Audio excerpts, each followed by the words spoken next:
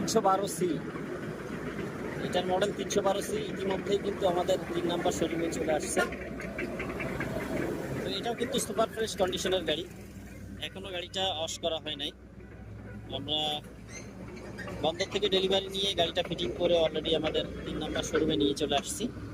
তো আপনারা যারা সুপার ফ্রেশ কন্ডিশনের মধ্যে 312C গাড়ি চাচ্ছেন তারা সরাসরি চলে আসবেন আমাদের তৈরি এন্টারপ্রাইজের 3 নাম্বার শোরুমে চলে আসবেন।